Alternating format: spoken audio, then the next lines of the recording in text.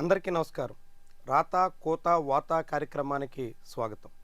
ఈరోజు వివిధ ప్రధాన పత్రికల్లో ముఖ్యమైన కథనాలని మనం పరిశీలిస్తే ప్రధానంగా రెండు అంశాలు అన్ని పత్రికల్లోనూ హైలైట్ చేశాయి. ఒకటి అందులో జిఎస్టీకి సంబంధించి ముందే పండగ 22వ తేదీ నుంచి తగ్గనున్న నిత్యావసర సరుకుల ధరలు పేదలు మధ్యతరగతికి గణనీయంగా ఊరట అనేటువంటి కథనాన్ని మనం దాదాపుగా అన్ని పత్రికల్లోనూ ఈరోజు బ్యానర్ ఐటమ్గా చూసేదానికి అవకాశం ఉంది. కేంద్ర ప్రభుత్వం నిన్న జిఎస్టీ కౌన్సిల్లో తీసుకున్నటువంటి నిర్ణయం ప్రకారంగా 28% నుంచి 18%, 12% నుంచి 5% కుదించి కేవలం 4 స్లాబులు కాకుండా 2 స్లాబులకే పరిమితం చేస్తూ మిగిలిన 40% లగ్జరీ గూడ్స్ మీద 40% వరకు కూడా ట్యాక్స్ని కొనసాగిస్తూ 3 స్లాబులకు మాత్రమే కుదించినట్టుగా చెప్పుకొచ్చింది. ఈ స్లాబుల కారణంగా అనేక ధరలు తగ్గుతాయి, అనేకం అందుబాటులోకి వస్తాయి. దీని ద్వారా సమూలమైనటువంటి మార్పులు వచ్చేదానికి అవకాశం ఉంటుంది, ఆర్థిక వ్యవస్థ పుంజుకుంటుంది అన్నట్టుగా అనేక రకాల కథనాలు వస్తున్నాయి. చాలా దాని చుట్టూనే అన్ని పత్రికల్లోనూ ఈరోజు ప్రధానంగా భారీగా ధరలు తగ్గే అవకాశం ఉంది అనేటువంటి రీతిలో ముందే పండగ అన్నట్టుగా చెప్పుకొస్తున్నారు. కానీ నిజంగా తగ్గుతాయా, నిజంగా తగ్గే అవకాశం ఉందా? ఒకసారి ఏదైనా సరుకుల ధరలు పెరిగిన తర్వాత అవి మళ్ళీ దిగొచ్చిన ఆనవాళ్ళు ఉన్నాయా? ఇలాంటి చాలా సందేహాలు కూడా ఉంటాయి. వ్యాపారులు ఒకసారి ధరలు పెంచడమే తప్ప తగ్గించే అవకాశాలు ఎంత మాత్రం, తగ్గించినా ఎంత అన్నది రకరకాల సందేహాలు చాలా మందిలో ఉన్నాయి. వాస్తవానికి ఇటీవల కాలంలో కేంద్ర ప్రభుత్వం ఈఎంఐల మీద బ్యాంకుల్లో తీసుకున్నటువంటి రుణాల మీద రెపో రేటు తగ్గింది కాబట్టి బ్యాంక్ రేటు కూడా తగ్గుతుంది అని చెప్పారు. కానీ ఇప్పటికీ చాలామందికి ఈఎంఐల్లో ఎటువంటి మార్పు లేదు. 2020 కరోనా కాలంలో హఠాత్తుగా పెంచేసినటువంటి ఈఎంఐల భారం ఇప్పటికే అనేక మంది భరిస్తున్నారు. బ్యాంకులు పెంచాల్సి వచ్చినప్పుడు వెంటనే పెంచుతాయి, తగ్గించాల్సి వచ్చినప్పుడు అనేక కొర్రీలు వేస్తూ ఉంటాయి. ఇప్పుడు ఇదే జిఎస్టీ విషయంలో కూడా వర్తించే అవకాశం ఉంటుంది. అయినప్పటికీ కూడా ఇప్పుడు జిఎస్టీలో ఈ స్లాబుల సవరణ అన్నది చాలా సమస్యలకు పరిష్కారం అన్నట్టుగా చెప్పుకొస్తున్నారు. వాస్తవానికి జిఎస్టీ ప్రవేశపెట్టినప్పుడే ఇలాంటి ప్రచారం సాగింది. జిఎస్టీ రావడం ద్వారా అర్ధక్రాంతి, ఇదొక స్వతంత్రం లాంటిదే, దేశంలో పన్నుల స్వతంత్రం వచ్చేసింది, పన్నుల భారం ఉండదు అన్నట్టుగా ఇదే మోదీ ప్రభుత్వం జిఎస్టీని ప్రవేశపెడుతూ నానా హంగామా చేసింది, చాలా పెద్ద ప్రచారం కూడా నడిపింది. కానీ చివరికి ఆ జిఎస్టీ జనాలకి పెను భారమై కూర్చుంది. అయితే ఇప్పుడు ఒక విషయంలో మాత్రం ఖచ్చితంగా ఊరట వచ్చింది. ముఖ్యంగా ఇన్సూరెన్సులు, అది హెల్త్ ఇన్సూరెన్స్ కావచ్చు, టర్మ్ ఇన్సూరెన్సులు కావచ్చు, ఇలాంటి ఇన్సూరెన్సుల విషయంలో చాలా వరకు ఊరట దక్కేదానికి అవకాశం ఉంటుంది.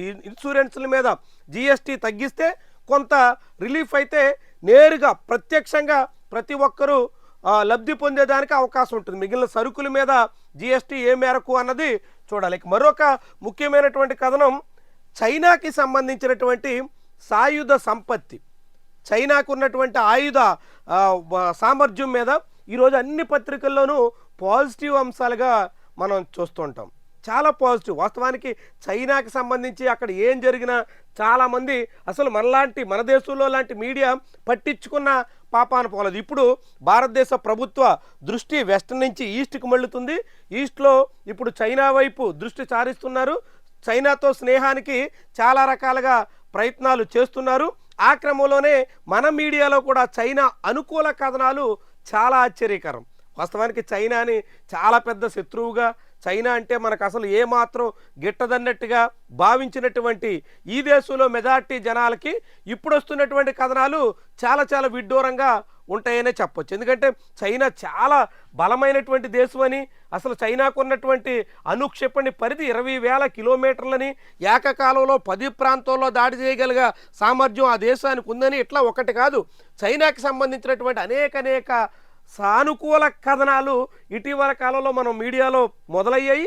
ఇది మరింత పెరిగేదానికి కూడా అవకాశం ఉంటుంది. ఇవన్నీ చూస్తాం మనం. మొన్నటి వరకు చైనా అంటే చాలా అసలు గిట్టని, అసలు వాళ్ళ పేరే మనకి సహించని, అదొక డ్రాగన్ కంట్రీ అన్నట్టుగా మాట్లాడుకున్నటువంటి సొసైటీలో ఇప్పుడు చైనాకి సంబంధించినటువంటి వాళ్ళ శక్తియుక్తుల్ని, వాళ్ళ సామర్థ్యాల్ని అన్నింటినీ కొనియాడుతూ వస్తున్నటువంటి కథనాలు చాలా ఆసక్తికరం అన్నట్టు. ఇక ఈనాడు పత్రికలు చూస్తే సేమ్ జిఎస్టీ బోనాంజా 2 స్లాబులే, 5, 18% మాత్రమే.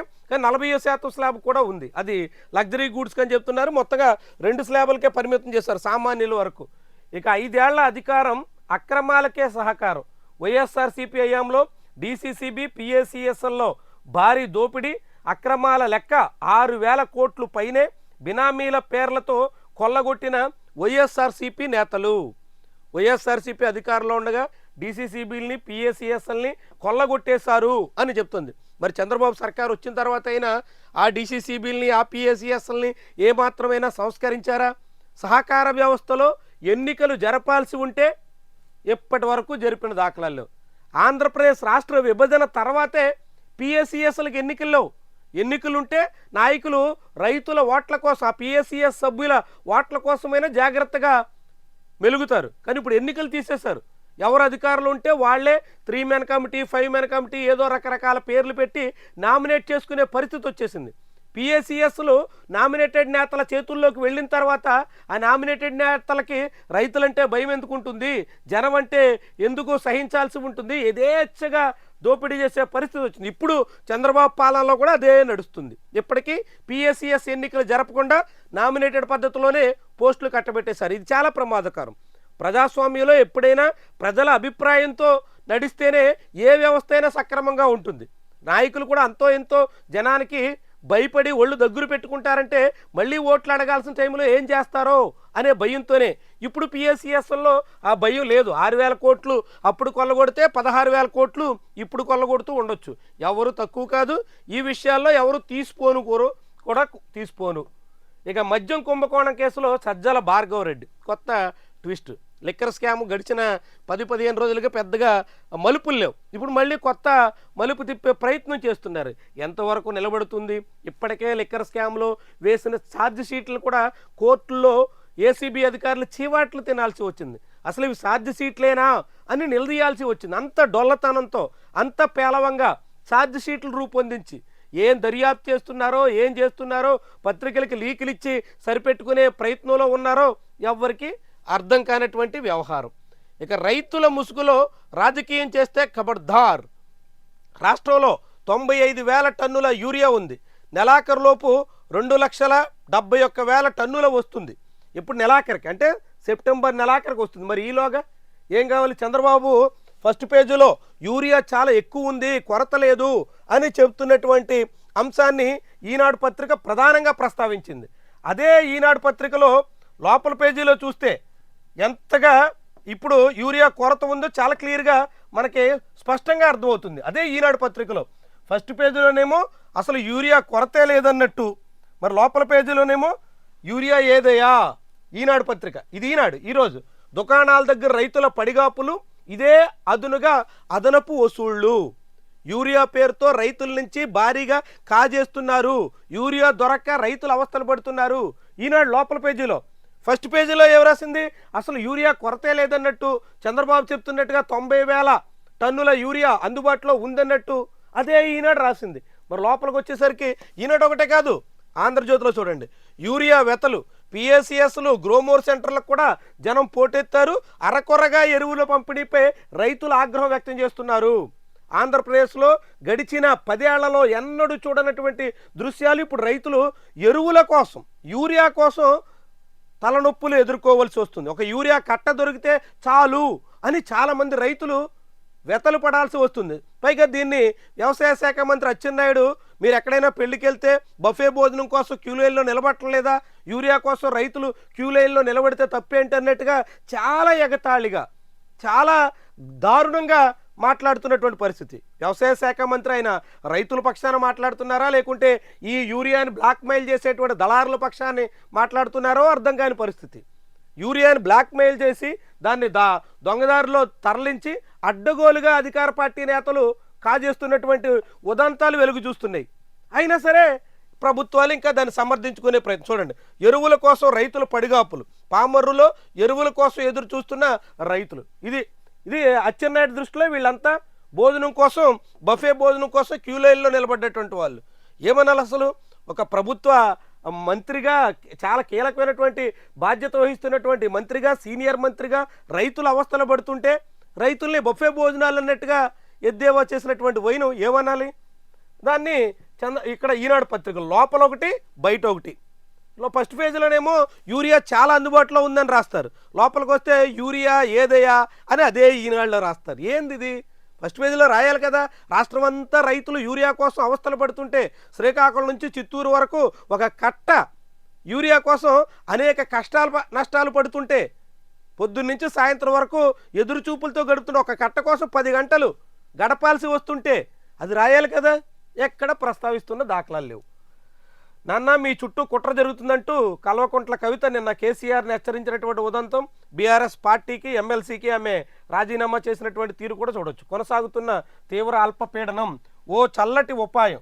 ఏసీలు లేకున్నా మీ ఇంటిని చల్లబరచవచ్చు. మీ ఇల్లే కాదు పక్కింటిని, మీ వీధిలో ఉన్న భవనాలని, మీ గ్రామంలో ఉన్న నిర్మాణాలన్నింటినీ చల్లదనంతో ముంచేయచ్చు. ఇది ఎలా సాధ్యమంటే మొత్తం ఆయన ఒక తక్కువ కరెంటుతో ఎక్కువ కూలింగ్ ఇస్తుందట. ప్రతి ఊర్లో ఇలాంటి బోర్వెల్స్ ఉన్నాయనుకుంటే చాలా ప్రయోజనం ఉంటుందన్నట్టుగా ఈ కథను రాశారు. ఇక మరొక ముఖ్యమైనటువంటి అంశం, 3 నెలల ముందే స్థానిక ఎన్నికలు. పురపాలక పంచాయతీరాజ్ శాఖ కమిషనర్లకు స్టేట్ ఎలక్షన్ కమిషనర్ ఆదేశాలు.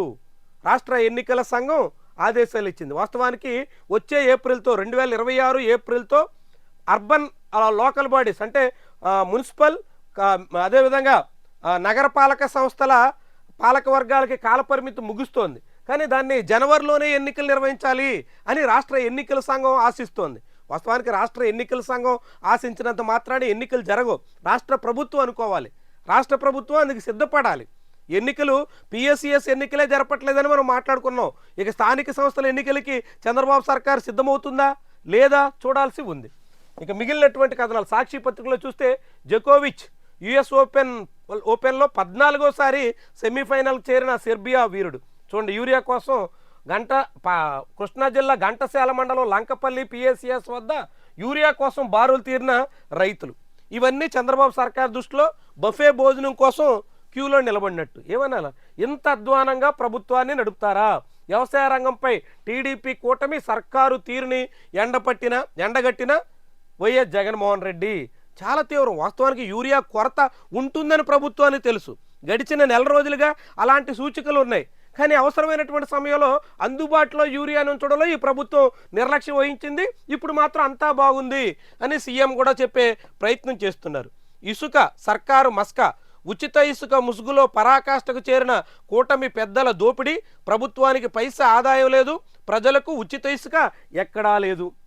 జగన్మోహన్ రెడ్డి హయాంలో ఇసుక తవ్వకాల ద్వారా ఆంధ్రప్రదేశ్ రాష్ట్ర ప్రభుత్వానికి దాదాపుగా 8,000 కోట్ల రూపాయల ఆదాయం వచ్చింది. మరి ఇప్పుడు ఆ ఆదాయం అంతా ఎవరి జేబుల్లో పోతుంది? పెద్దగా ఇసుక ధర తగ్గింది లేదు.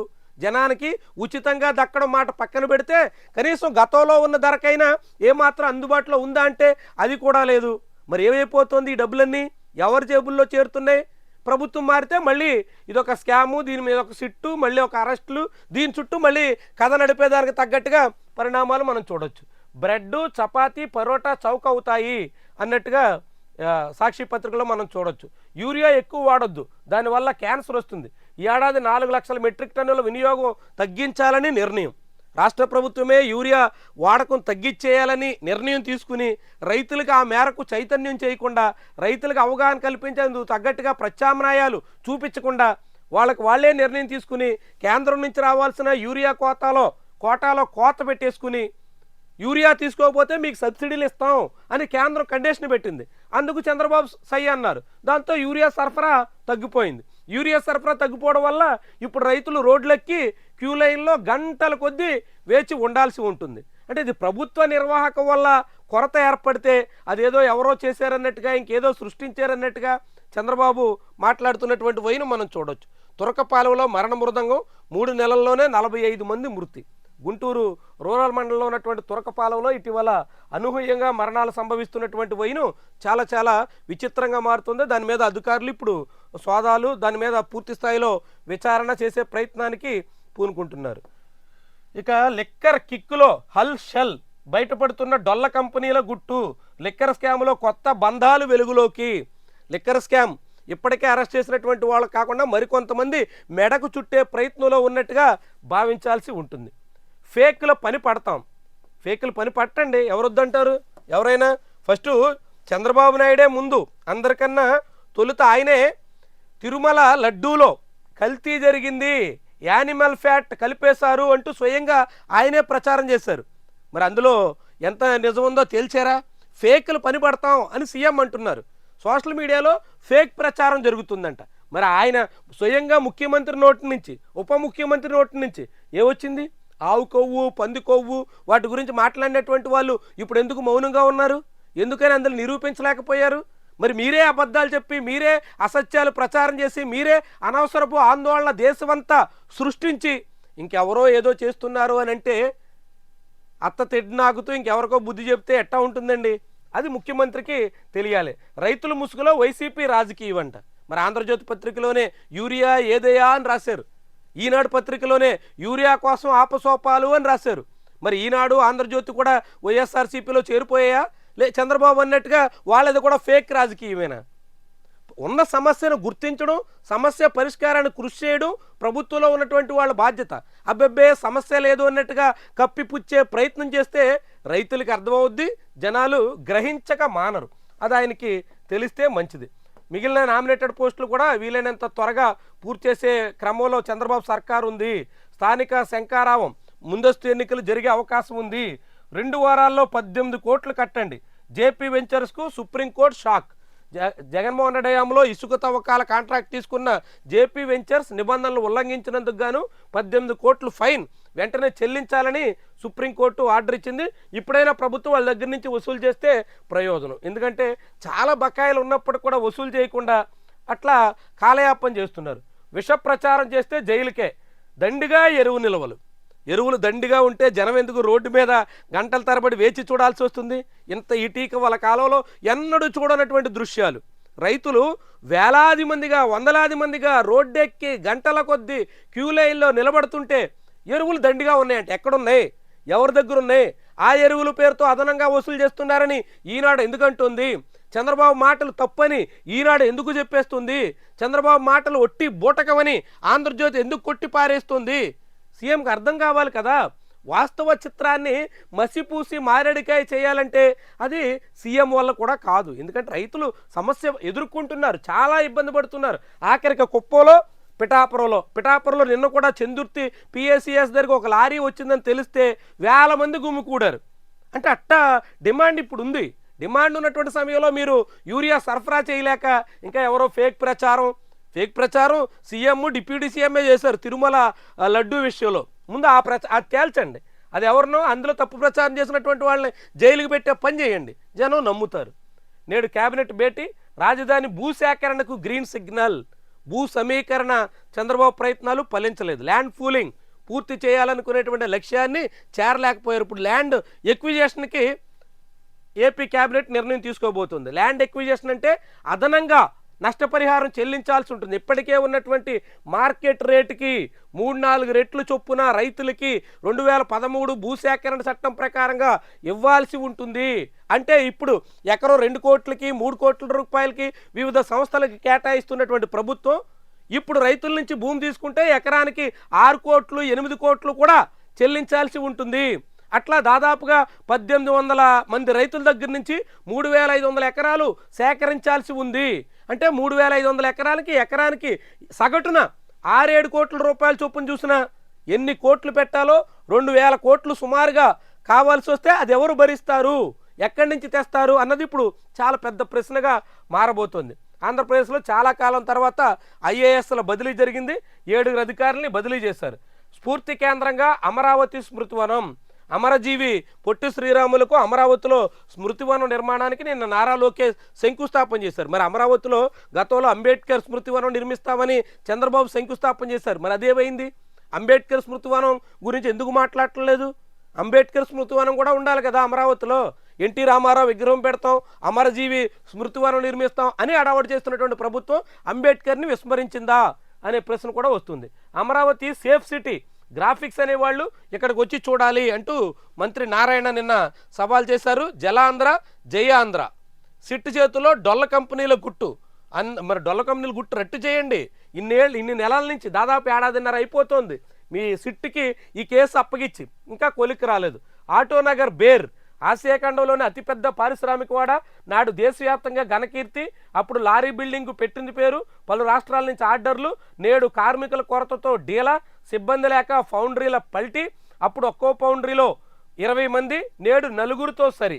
విజయవాడ ఆటో నగర్ అంటే దేశంలోనే కీర్తి గడించినటువంటి ప్రాంతం ఇప్పుడు కునారిల్లిపోతోంది అనే కథను ఇక్కడ మనం చూడొచ్చు. ప్రపంచానికి చైనా శాంతి సందేశం, యూరియాకు ఈ క్రాప్ లింక్. రాష్ట్రంలో అందుబాటులో 94,000 మెట్రిక్ టన్నులు. ఈ క్రాప్ చేయించుకున్నటువంటి రైతులకు మాత్రమే యూరియా అందించే ఆలోచనలో రాష్ట్ర ప్రభుత్వం ఉంది అన్నట్టుగా ఈ కథనం చూడొచ్చు. గవర్నర్లు కేవలం ప్రతీకాత్మకమే, చట్టాల రూపకల్పనలో వారికి ప్రమేయం ఉండదు. సుప్రీంలో ప్రతిపక్ష పాలిత రాష్ట్రాల వాదన. రాష్ట్ర గవర్నర్లకి, రాష్ట్రపతికి సుప్రీంకోర్టు పెట్టినటువంటి షరతు మీద, టైం బౌండ్ మీద కేంద్ర ప్రభుత్వం అభ్యంతరం వ్యక్తం చేసింది. రాష్ట్రాలు మాత్రం దాన్ని సమర్థించే రీతిలో వాదన వినిపిస్తున్నాయి. నష్టపరిహారంపై స్పష్టత లేదు. జీఎస్టీలో 2 స్లాబులే, రేటు హేతుబద్ధీకరణకు జీఎస్టీ కౌన్సిల్ ఆమోదం. జీఎస్టీలో 2 స్లాబులకే ఆమోదించారు, కానీ ఇప్పుడు జీఎస్టీలో తగ్గించడం వల్ల రాష్ట్రాలు నష్టపోతాయి. రాష్ట్రాలకు రావాల్సిన పన్నుల వాటాలో కోత పడుతుంది. మరి ఈ నష్టాన్ని ఎవరు పూరిస్తారు? ఇది కేంద్రం స్పష్టత ఇవ్వలేదు అనేటువంటి అంశం ఇక్కడ చూడొచ్చు. శ్రీశైలం కస్టగేట్లకు ప్రొటెక్షన్ సిలిండర్లు. కేఆర్ఎంబి చైర్మన్ బీపీ పాండే సూచన. 7 ఐఏఎస్ల బదిలీ, ఉక్కు ప్రైవేటీకరణ కుట్రలు ఆపండి అంటూ నిన్న విశాఖలో చాలా పెద్ద ర్యాలీ జరిగింది. దానికి సంబంధించినటువంటి కథనం ఇక్కడ మనం చూడొచ్చు. ఇక మిగిలినటువంటి అంశాల్లో ఎరువుల కొరత తర్వాత ఈ ప్రయాణం నరకప్రాయం, భారీ గుంతలతో రోడ్లు అత్తలాకుతలం. భారీ వర్షాలకు దెబ్బతిన్న మైలవరంలోని రోడ్లు చాలా కీలకం. జైల అత్తారిల్లా, మిథున్ రెడ్డికి రాజమండ్రి సెంట్రల్ జైల్లో అన్ని రకాల సదుపాయాలు కల్పిస్తున్నారు అంటూ ఆంధ్రజ్యోతి పత్రిక మరోసారి రాసింది. ఇంతకుముందు కూడా 2 సార్లు ఇదే రీతిలో మిథున్ రెడ్డికి విఐపి ట్రీట్మెంట్ దక్కుతుంది అనేటువంటి రీతిలో కథనాన్ని రాసింది. ఈసారి ఏకంకైతే ములాఖత్ కూడా సూపరింటెండెంట్ గదిలోనే చేస్తున్నారు అనేటువంటి రీతిలో ఈ అంశం కనిపిస్తుంది. జగన్ ఫోటోతో సదరం సర్టిఫికేట్. గుంటూరులో సదరం సర్టిఫికేట్ కోసం అప్లై చేస్తే వాళ్ళకి ఆ ఇచ్చినటువంటి సర్టిఫికేట్లో జగన్ ఫోటో ఉన్నటువంటి వైను చాలా విస్మయకరం. 1.5 ఏడాదిన్నర తర్వాత కూడా ఇంకా అధికార యంత్రాంగంలో జగన్ అనేటువంటిగా కనిపిస్తుంది. 2 సచివాలయ ఉద్యోగుల సస్పెన్షన్, మరో 2కి షోకాజ్ నోటీసులు జారీ. జల్ జీవన్ బిల్లులు మంజూరు చేయండి. పవన్ కళ్యాణ్ మాట విని ఉపాధి హామీ పథకంలో పనులు చేసినటువంటి వాళ్ళకి, జల్ జీవన్ మిషన్లో పనులు చేపట్టినటువంటి కాంట్రాక్టర్లకి బిల్లులు రావట్లేదు. ఆ బిల్లుల కోసం కాంట్రాక్టులు రోడ్డు ఎక్కడానికి సిద్ధమవుతున్నారు. నిన్న కాకినాడలో రాష్ట్ర కాంట్రాక్టర్ల అసోసియేషన్ మీటింగ్ జరిగింది. రాష్ట్ర ప్రభుత్వం బిల్లుల విడుదలలో జరుపుతున్నటువంటి జాప్యం మీద తీవ్రమైనటువంటి నిరసన వ్యక్తం చేశారు. అవసరమైతే దీని మీద భారీ స్థాయి ఆందోళన కూడా చేపడతాం అంటూ హెచ్చరిస్తున్నారు. ఇవి ఈరోజు ఆంధ్రప్రదేశ్లో రాష్ట్ర ఆర్థిక పరిస్థితికి నిలువుటద్దంగా ఉన్నటువంటి వ్యవహారంగా మనం చూడాల్సి ఉంటుంది. ఇది పత్రికలో వచ్చిన ముఖ్యమైన కథనాలు, ఆ కథనాల వెనక అసలు కథలు. ప్రతిరోజు ఇదే రీతిలో ఉదయం 8 గంటల నుంచే రాతా కోతా వాతా పేరుతో మనం ఈ విశ్లేషణ కార్యక్రమాన్ని నిర్వహిస్తున్నాం. ఖచ్చితంగా ఫాలో అవ్వండి. మీ అభిప్రాయాన్ని కామెంట్ రూపంలో తెలియజేయండి. దానికన్నా ముందు వీడియో లైక్ చేయడం మాత్రం మర్చిపోకండి. Thank you very much for watching.